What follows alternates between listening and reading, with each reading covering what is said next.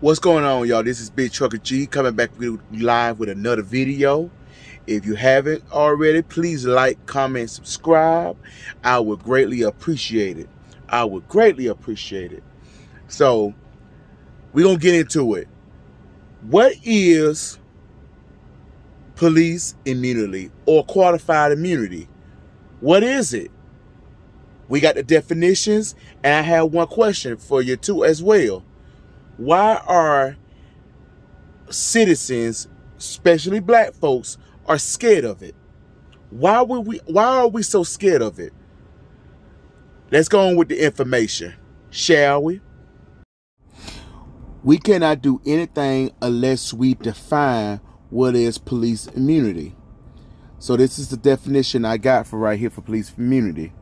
The primary pro of police immunity law, often referred to as qualified immunity, is that it protects officers from lawsuits, allowing them to make split-second decisions in high-pressure situations without fear of excessive repercussions or legal repercussions.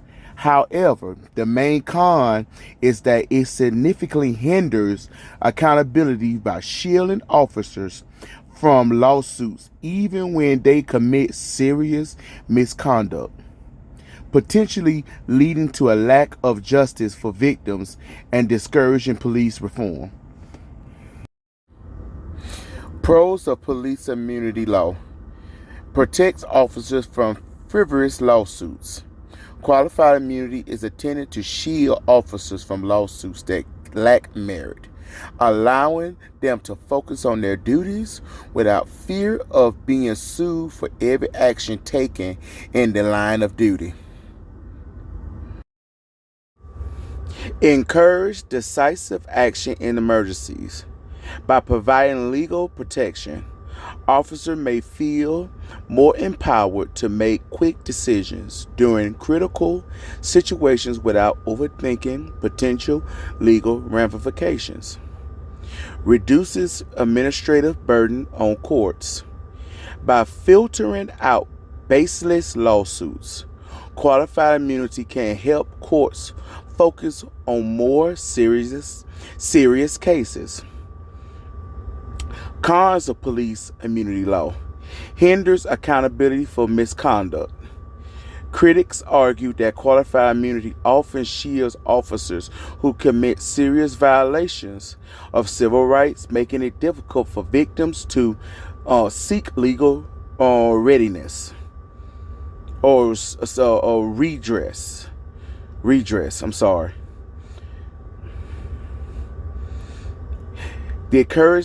Discourage police reform.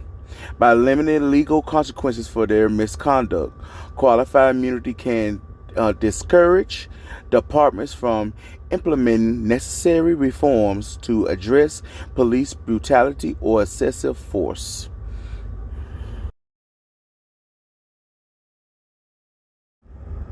Uneven application. The clear established law standard used in qualified immunity can be interpreted differently by judges, leading into inconsistent applications and uncertainty for officers. Perceived as barrier to justice. Many view qualified immunity as a significant obstacle for victims of police misconduct seeking justice, particularly in cases involving racial bias. According to a study analyzing federal appeal court cases, approximately 37.6% of cases where police officers were defendants raised qualified immunity as a defense, indicating a significant portion of police officers utilize this legal doctrine with facing civil lawsuits. However, it is important to note that not all cases where qualified immunity is raised and successful, and the actual dismissal rate based on this defense is considerably lowered, around 3.9 in some studies. Key point to remember: high usage rates. While not every police officer in every case use qualified immunity, a large percent of police officers facing civil suits do evoke this defense. Not always successful. Even when raised, qualified immunity is not always granted by the court, which only a fraction of cases resulted in dismissal based on this defense alone.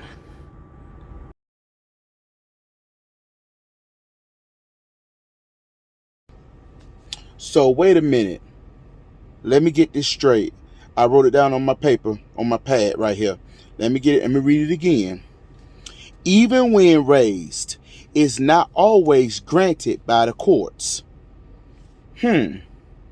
So when police officers do use the police immunity or qualified immunity in cases, is not always granted. Just a fraction of them is granted. So only a fraction, they would say only a fraction of cases resulted in dismissal based on this defense alone. So even when most cops use this defense, it is dismissed. The courts dismiss it. So do all police officers are granted immunity? That is a good question to ask. Do all officers use it? Yes, they use it. But do the courts grant those immunities to officers? By this right here said only a fraction. So, that is good to know there. So who decides qualified immunity? The answer is clear. It's up there, the Supreme Court. Not Donald Trump, not Kamala Harris, or any other president. Because I've been hearing a lot of that from black folks. They scared to put Donald Trump gonna come into office, because he gonna give cops a full immunity or qualified immunity and everything, and we don't need that. The president don't do that. The Supreme Court does. As you can see up here, the Supreme Court does. And it also got to remember this too now. Qualified immunity is a legal doctrine established by the Supreme Court that protects government officials and police. So they not only protect police, but government officials as well. So keep that in mind too now. Like our senators, our House of Representatives, our governors, our lieutenant governors, everything else. So keep that in mind as well, y'all.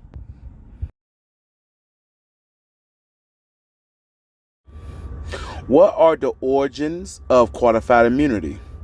It's not a law, nor is it written in the U.S. Constitution. The phrase was introduced in April of 1967 by U.S. Supreme Court justices.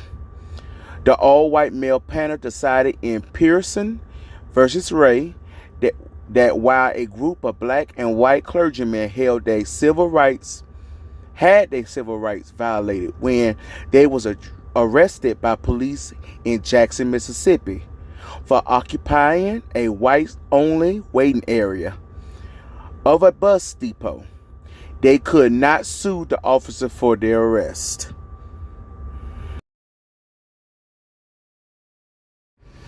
Can the president remove qualified immunity? I already answered that, but I'm going to give you the answer what I got from Google. It is up to the Supreme Court to get rid of it by simply overturning Harlow versus Fitzgerald. That says if Congress wants to get rid of qualified immunity, it also has the power to do so. So, Supreme Court or Congress, they both have the right to remove qualified immunity. They didn't say the president. They didn't say president, like President Trump or the law, anything. It's up to the Supreme Court to revise it or change it, or Congress to revise it or change it, not the president.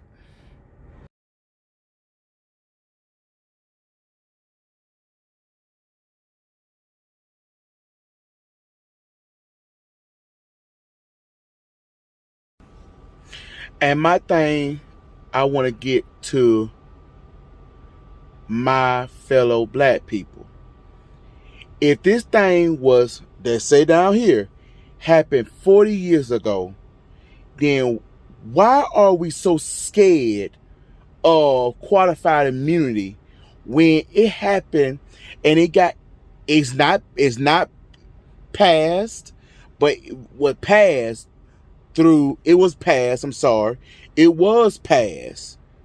through Supreme Court over 40 years ago. So cops been had qualified immunity. So why are we scared of qualified immunity or full immunity when we know that Donald Trump don't have no say in that? The Supreme Court does, and Congress does.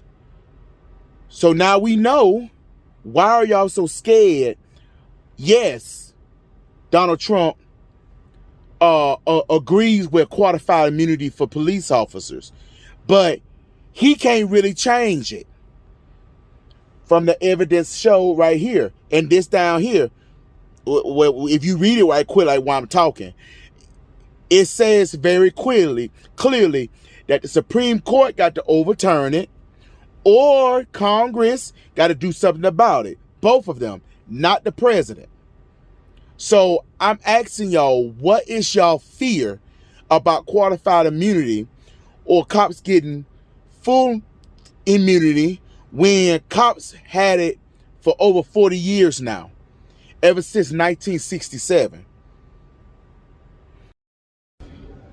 So we got all the information and everything. So I'm going to ask this question, then I'm going to get off because I don't want to be long. Why are black people afraid of this thing when we had this for over 40 years? Cops had immunity for 40 years. So why are we all of a sudden now afraid of it when we already got proof that of 37% of them, 37.6% of them use it as a defense for lawsuits, but only a fraction of them are approved by the courts. So most of them don't even get approved by courts. Don't get approved. Only a fraction of them. And even when raised, again, even when it's not always granted by the courts. So, again, why are we afraid? I feel like we use this as a scare tactic because we don't want Donald Trump. Y'all link it to him, so it will scare the people, so we won't vote for him. Yes, he's in favor for it, but that does not mean he's gonna do anything about it. Proof is already, I already put the proof already that he don't have nothing to do with it as president. The Supreme Court, Congress does. They have to do something about it. So again, if I'm wrong, say I'm wrong. Put it down in the comments. Be respectable. Be respectable in my comments, okay? Write it down. If you agree with me, give me facts. Give me facts. And I will say, okay, if you agree with me, cool. But till then, see you down the highway. And then always, peace.